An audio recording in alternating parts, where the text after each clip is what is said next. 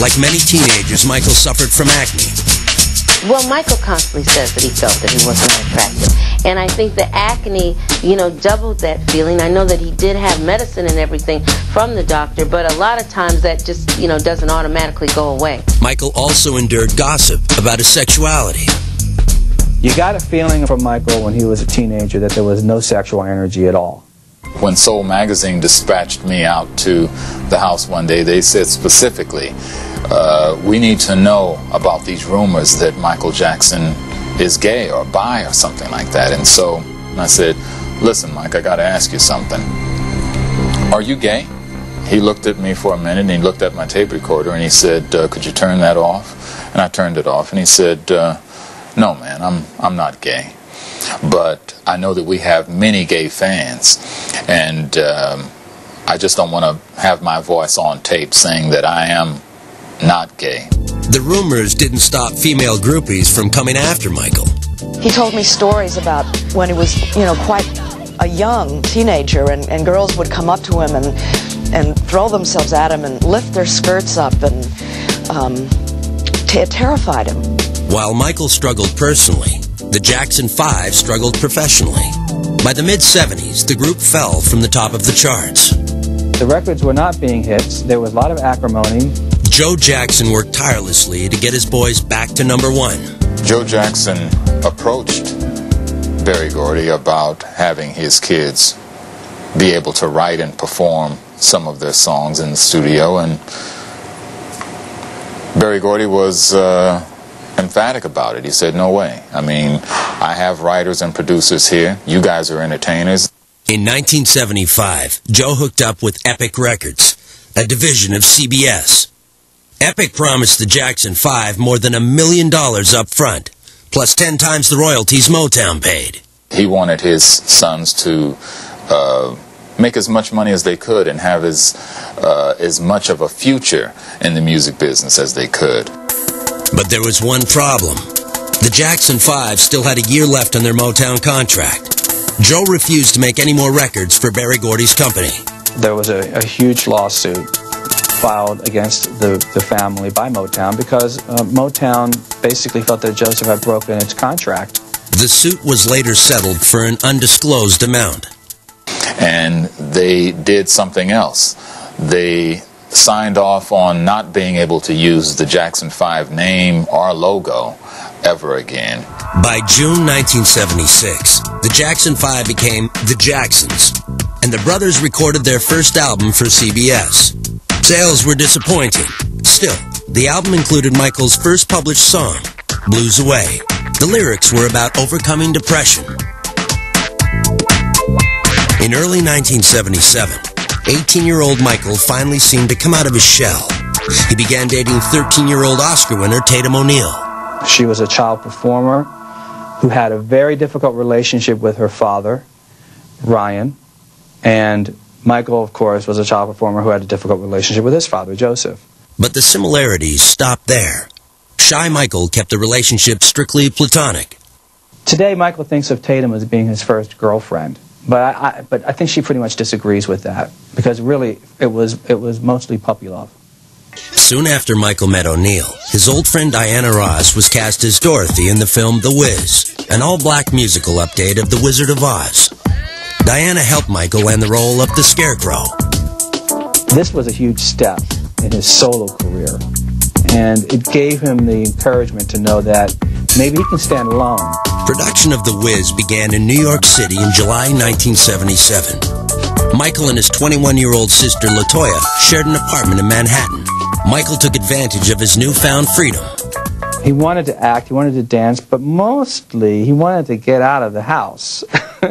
On set, Michael quickly made friends with the movie's musical director, Quincy Jones. The Wiz was released in late 1978, but died at the box office.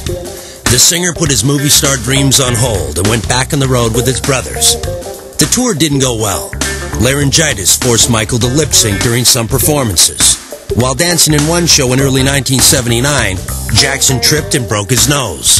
He had to have some surgery done to it in order to repair the break. And in the process of that, the nose was made a little bit slimmer. And there was completely an accident that any of this had occurred. For Michael, life on the road with his brothers didn't cut it. He decided to go solo. On one hand, Michael felt very much a part of the family, very much a part of the group. On the other hand, Michael has always wanted to do things on his own. There was always a little bit of guilt. Michael needed a producer who could help him develop a unique sound. Quincy Jones loves to tell the story of how Michael came to him one day and said, listen, I'm going to be working on a solo record for Epic, and I'm looking for some producers to interview about this, and I was just wondering, would you have any suggestions on who I should, get with? And Quincy said, hey man, how about me? Quincy was an amazing person who sort of took Michael under his wing and was kind of the father figure that Michael needed at that time. Michael and Quincy realized the stakes were high. It is perhaps one of the most difficult things to do in the music industry, to shed a teen pop image and then transition into a serious adult musician with credibility. Under the tutelage of Quincy, Michael was able to do his thing, was able to be free with his writing and his production, and then he would take these things to Quincy, and Quincy would put his polish on it. The album Off the Wall was released in September 1979. The record shot to number 3 and spawned 4 hit singles. Jackson became the first solo artist ever to achieve that kind of success. Off the Wall was a classic record because it was the picture of a person artistically and creatively starving, hungry, eager to make a statement. He was no longer associated as a child star fronting his brothers. This was Michael Jackson, a musician, a performer, and an adult in his own right. In 1980, Michael won a Grammy for the single Don't Stop Till You Get Enough. But he was disappointed that Off the Wall didn't win Best Album of the Year. Jackson resolved to surpass his own success. There is a legendary story that CBS had no idea that they could top Off the Wall. And when Michael Jackson said that he wanted to top that, they just sort of said, okay, kid, I mean, whatever you say. In his personal life, the 22-year-old pop star struggled.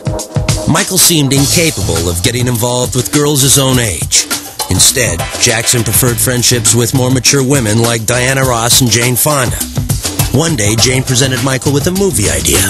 I said to him, Michael, I want to produce Peter Pan with you, and he started to cry. I mean, it was like,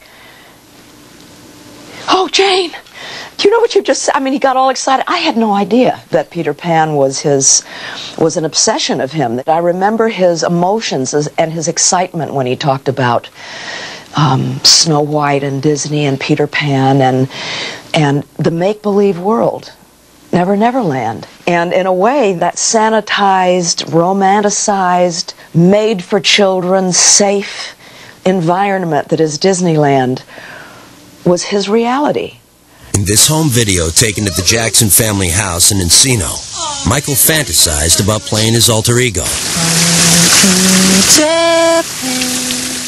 Because Michael was robbed of his childhood, because of his having been made to be a star and essentially exploited by the family, he didn't have a childhood. On tape, Jackson also shared another passion. This is my llama Louie, and they're from the breed of the alpaca as well as the camel.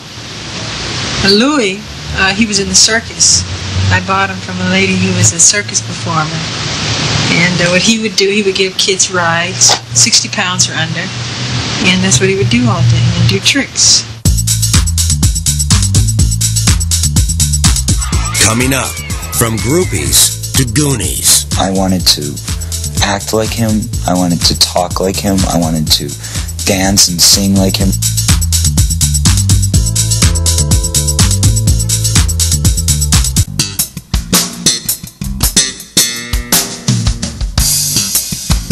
By 1982, no one imagined that 24-year-old Michael Jackson could top the success of his first solo album, Off the Wall. But Michael was eager to prove the world wrong. Epic Records released Michael Jackson's Thriller album in December of that year.